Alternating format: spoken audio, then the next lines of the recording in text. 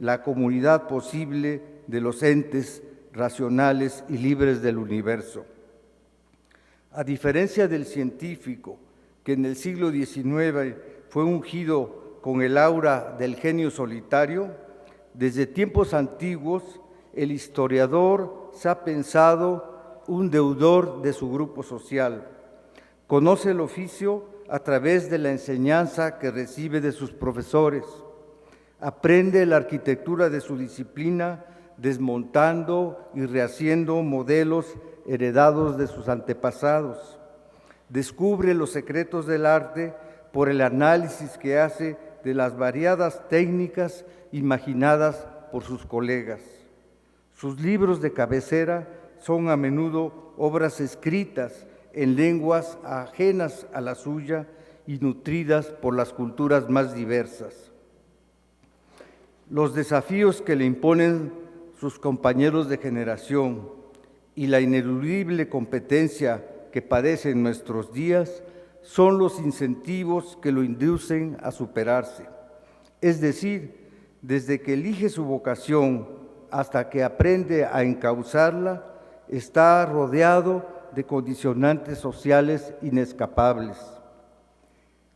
De una parte, es un producto social, un resultado de diversas corrientes colectivas, y de otra, un individuo acuciado por el deseo de superar herencias del pasado y de asumir su oficio a partir de los desafíos que le impone su presente. La costumbre de leer la historia de un país a través de lo que hoy llamamos historia nacional nos ha hecho olvidar que detrás de la historia escrita por los vencedores permanecen latentes las versiones de los grupos marginados y oprimidos e incluso la visión de los derrotados. Una respuesta adecuada sobre el sentido y los propósitos de la narración histórica debería incluir las interpretaciones del pasado hechas por los sectores marginados, para así hablar, si no de una inalcanzable historia total, al menos de una plural, más representativa de la diversidad social que constituye a las naciones. En ese interminable aprendizaje de su oficio, el historiador va descubriendo las cambiantes funciones de la historia. En esta charla quiero recordar las siguientes: el relato histórico como discurso de identidad. Cuando el vuelo de la historia nos transporta a los tiempos transcurridos y nos acerca a las tareas que nuestros antecesores le asignaron al rescate del pasado, advertimos que las funciones de la historia han sido variadas. También observamos que buena parte de esas tareas se concentró en dotar a los grupos humanos de identidad, cohesión y sentido colectivo.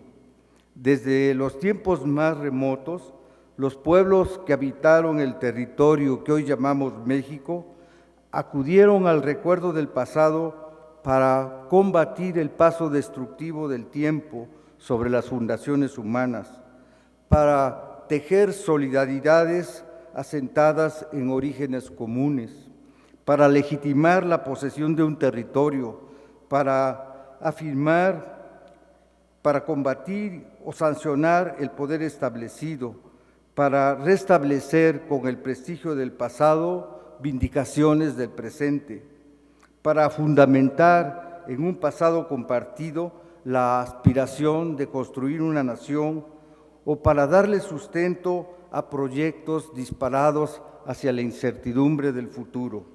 En todos estos casos, la función de la historia fue la de dotar de identidad a la diversidad de seres humanos que formaban la tribu, el pueblo, la patria o la nación.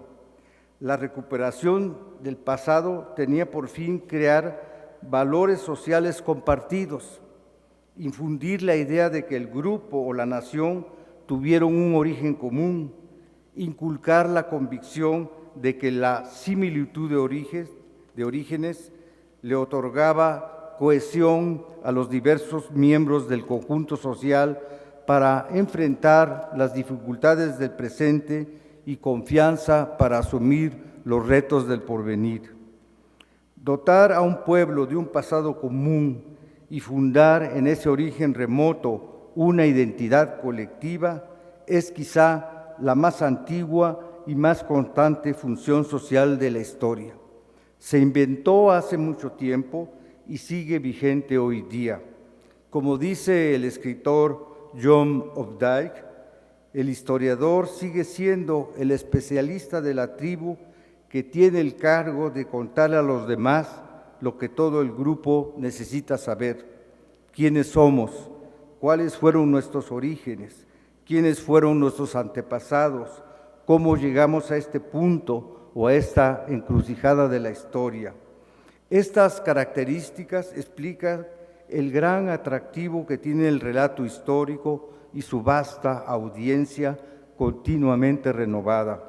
Atrae al común de la gente y al curioso porque el relato histórico los transporta al misterioso lugar de los orígenes. Al tender un puente entre el pasado distante y el presente incierto, el relato del historiador establece una relación de parentesco con los antepasados próximos y lejanos y un sentimiento de continuidad en el interior del grupo, el pueblo o la nación.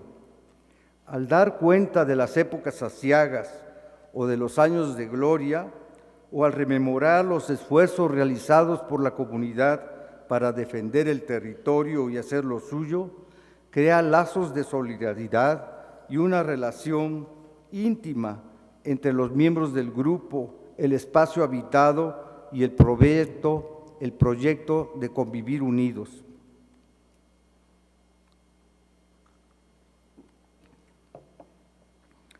El conocimiento de lo extraño y remoto.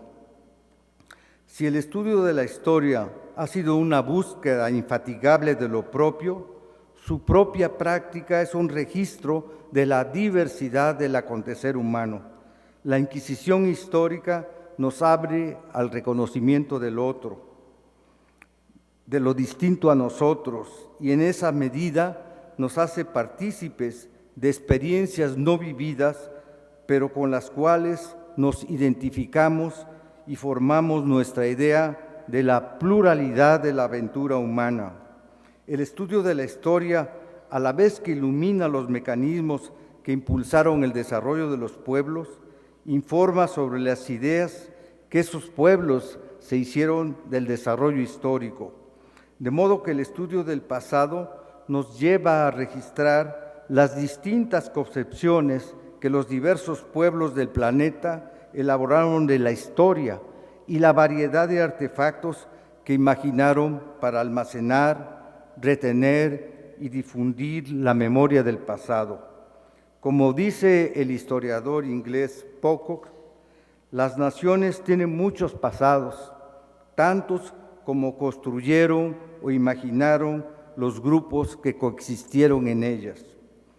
Para el estudioso de la historia, la inmersión en el pasado es un encuentro con formas de vida distintas, marcadas por la influencia de diversos medios naturales y culturales. Por esos rasgos peculiares, a la práctica de la historia puede llamársele el oficio de la comprensión. Obliga a un ejercicio de comprensión de las acciones y motivaciones de seres humanos diferentes a nosotros. Y como esta tarea se practica con grupos y personas que ya no están presentes, es también un ejercicio de comprensión de lo extraño, una obra de comunión con el otro.